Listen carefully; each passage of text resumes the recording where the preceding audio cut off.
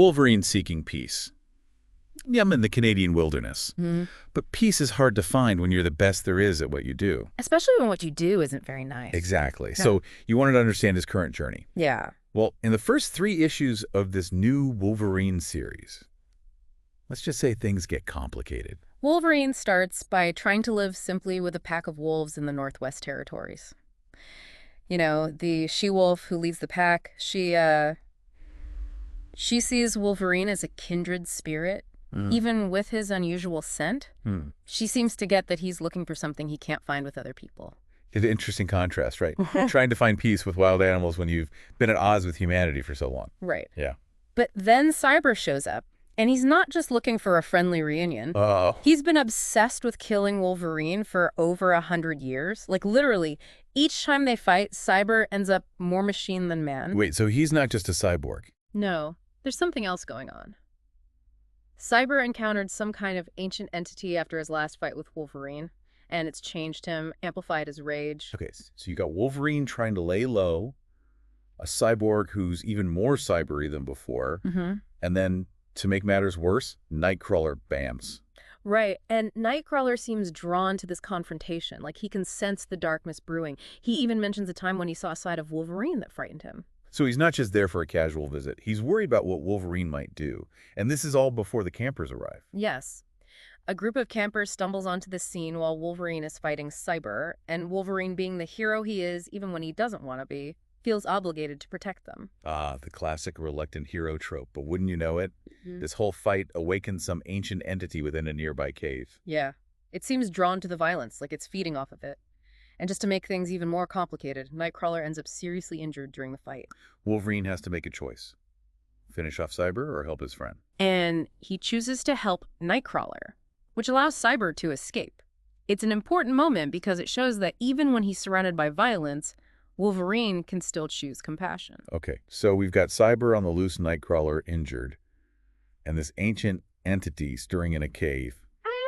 Before we jump into what happens next, quick reminder to hit that subscribe button if you're digging this deep dive. Oh yeah, definitely do that. So moving into issue 2, we see Cyber heading to Japan to meet up with Lady Deathstrike. Meanwhile, Wolverine's dealing with the aftermath of the fight. Right. And this is where he runs into the Wendigo. Right. But this Wendigo isn't what we're used to. No. This time the Wendigo is a teenager named Leonard, who was cursed after he was forced to resort to cannibalism to survive being lost in the wilderness. Wow, that's criminal. I bet Wolverine could relate to that on some level, being forced to do terrible things to survive. Absolutely. Yeah. And to make matters worse, Department H, the Canadian superpowered task force, shows up to hunt the Wendigo. Which, you know, makes sense considering he's been attacking civilians. But I bet that brings back some bad memories for Wolverine. What, with his history with the Weapon X program and all that? Yes. He is not exactly thrilled to see them. So now Wolverine is trying to protect Leonard from both the curse and Department H, while also fending off the Wendigo's monstrous urges. Talk about pressure. And then to top it all off, we learned the Wendigo curse can actually affect Wolverine's healing factor. Right. This raises the stakes considerably because now Wolverine is vulnerable in a way he hasn't been before. So how does he deal with that? He has to get creative. And he tries to reason with Leonard, appealing to the boy trapped inside the monster by showing him drawings of the campers he was living with. It's heartbreaking seeing him try so hard to reach Leonard. But I'm guessing it doesn't work. No. Leonard's Wendigo side takes over, forcing Wolverine to fight him. But he refuses to kill the boy. He manages to knock him unconscious and escape with him.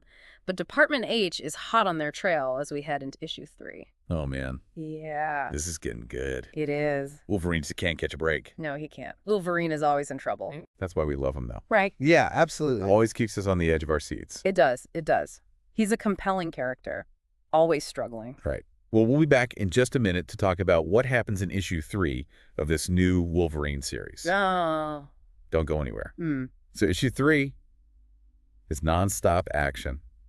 Wolverine's on the run with Leonard trying to evade Department H, and his healing factor is still messed up because of that Wendigo curse. Yeah, it's a big problem for him. So he can't just rely on his usual berserker rage and healing powers to get him out of this. What does he do? He has to be smart. He uses his knowledge of the wilderness, his animal instincts to outmaneuver everyone. There's this one scene where he actually stops to help an injured Department H agent. Really? Yeah. Even though they're hunting him? Yes. It shows that even in the middle of all this chaos, he still has compassion. Yeah. It makes you think about what makes someone a hero, you know? Yeah. It's not just about strengths or power. It's about choices. But I bet Department H didn't appreciate his bedside manner. No, they didn't.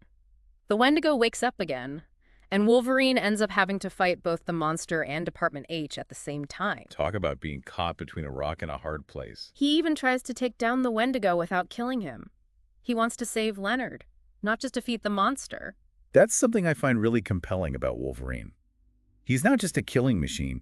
He's trying to break free from the cycle of violence that's always defined him. Exactly. And you see that reflected in the art, too, the way the artist portrays Wolverine's fighting style. It's brutal, sure, but there's also a kind of desperate grace to it. It's like he's fighting against his own nature as much as he's fighting against his enemies.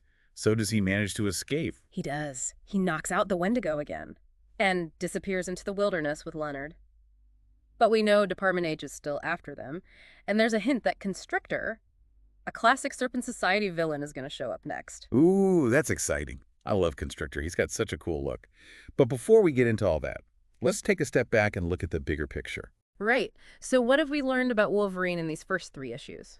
Well, we see him struggling with this desire for peace, but his past keeps dragging him back into the fight. And it's not just external threats like Cyber and Department H.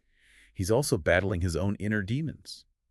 He sees himself in Leonard, a creature wrestling with a monstrous side he can't control. I think you've hit the nail on the head. Wolverine is looking for a way to break free from the cycle of violence that has defined his life. He wants to find a place where he belongs, but he's constantly being reminded of the darkness inside him. And then there's the way this series has reimagined the Wendigo. Yes, it's not just a mindless monster anymore. It's a tragic figure, a victim of circumstance. It makes you question your own assumptions about good and evil. And Leonard's story isn't the only thing that challenges our expectations. What do you mean? Well, we're used to seeing Wolverine as the ultimate loner, right? But in these 3 issues, he's actively seeking connection. Whether it's with the pack of wolves or with Leonard, he's trying to forge a new path for himself. That's a great observation. He's not giving up on the idea of connection. Even when it seems like the whole world is against him, he's choosing to fight for something better. It's a powerful message, I think. We all have our own struggles, our own inner demons. But like Wolverine, we can choose to fight for a better future. And speaking of a better future, what do you think about the return of Wolverine's past in these issues? We're not just talking about Cyber and Department H. There's also Lady Deathstrike in the mix. These figures represent the dark chapters in Wolverine's life.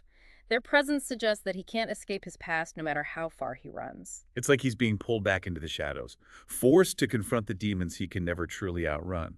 And then there's that mysterious entity from issue 1, the one that was awakened by the fight between Wolverine and Cyber. We don't know much about it yet, but it's clear that it's something powerful and potentially dangerous. It's like a ticking time bomb just waiting to go off. Right, and I bet it's going to have a major impact on Wolverine's future. Oh, absolutely. This entity seems to be drawn to violence and chaos. And let's face it, wherever Wolverine goes, there's bound to be plenty of both. It's a recipe for disaster. And speaking of disaster, let's not forget about Department H. They're not just hunting the Wendigo. They're also keeping a close eye on Wolverine, waiting for him to slip up. It's a classic game of cat and mouse. Wolverine knows he can't trust them, but they are a force to be reckoned with. It's like he's walking a tightrope. One wrong move, and he could end up back in their clutches, being experimented on and manipulated all over again. It's a good thing he's got those heightened senses and all that combat experience. Absolutely. And it's not just the action that's captivating in these issues. The art really adds another layer to the story. The snowy landscapes of the Canadian wilderness are depicted in stunning detail, and the fight scenes are incredibly dynamic and visceral. You can almost feel the force of every blow. It's like you're right there in the thick of it, with Wolverine feeling every wound, every moment of desperation. And the use of color is really striking. The muted tones of the wilderness contrast sharply with the bright colors of Wolverine's costume and the Wendigo's glowing eyes. It creates a sense of unease, a constant reminder that there's something primal and dangerous lurking beneath the surface. So after diving deep into these first 3 issues, what are your overall thoughts? I know I'm on the edge of my seat waiting to see what happens next. We've got a conflicted hero wrestling with his past, a reimagined monster that makes us question our assumptions about good and evil, a shadowy government agency with its own agenda, and an ancient entity waiting to unleash chaos upon the world. It's a recipe for a truly epic story. But before we get into our final thoughts, I wanted to ask you what stood out to you the most in these 3 issues. That's a tough question. I think for me it was Wolverine's unwavering determination to save Leonard. Even though Leonard, as the Wendigo, is a danger to himself and others, Wolverine sees the human being trapped inside the monster and he refuses to give up on him. That really resonated with me too. It speaks volumes about Wolverine's compassion. And it makes me think about the nature of the Wendigo curse itself. Yes, that's a really interesting point. What is it really about? We know that it's transmitted through cannibalism, but is it just a physical transformation? Or is there something more to it? Does it corrupt the soul as well as the body? I don't think there's an easy answer to that, and I'm betting the writers are going to explore those questions in more depth as the series continues, but it's definitely something to think about. It is. We've seen that the curse can affect Wolverine's healing factor, which suggests there's definitely a supernatural element to it. But how far does that influence go? Does it warp the mind as well? And what about Leonard? Is there any hope for him? Can he be saved from the curse? Or is he doomed to become a monster? That's the big question, isn't it? Wolverine seems to believe there's still hope for Leonard, but whether or not he'll succeed in saving him, only time will tell. It's that classic struggle between hope and despair that makes Wolverine's story so compelling. He's a character who has faced unimaginable pain and loss, but he never gives up on the possibility of redemption, even for those who seem lost beyond saving. He sees the potential for good in everyone. And maybe that's why he's so drawn to Leonard. He sees a reflection of his own struggles in the young man's plight. It's a reminder that even the most monstrous of creatures can have a spark of good within them. And that even the most savage of beasts can be redeemed. Okay, so we've talked about Wolverine's compassion, his struggles, his desire for peace, and the intriguing reimagining of the Wendigo. What do you think about the way this series is playing with our expectations of Wolverine as a character? It's definitely refreshing. Right, we're used to seeing him as a loner, a brooding solitary figure. But here we see him actively seeking connection. It's almost as if he's trying to break free from that stereotype to define himself on his own terms. And even though his past keeps pulling him back into darkness, there are glimmers of hope. His decision to help Nightcrawler, his determination to save Leonard, these are acts of defiance against the bleakness that surrounds him. He's choosing to fight for something better, even when all hope seems lost. And that's a message that resonates deeply with me. We all have our own inner demons, our own struggles for control, but like Wolverine, we can choose to fight for a better future, to embrace compassion and understanding. Even in the face of overwhelming darkness. Exactly. Well, I don't know about you, but I'm totally hooked on this new series. Wolverine's journey is far from over. He's on a quest for peace, but it's a peace that's constantly under threat. He's facing challenges that will test his limits. But one thing's for sure, it's going to be one hell of a ride. I can't wait to see where the story goes next. And neither can I. But for now, we're going to have to wait for the next issue to drop. Thanks for joining us on this deep dive into the world of Wolverine. If you enjoyed this episode, be sure to like, comment, and subscribe to Cosmic Comic Clips for more explorations into the stories we love.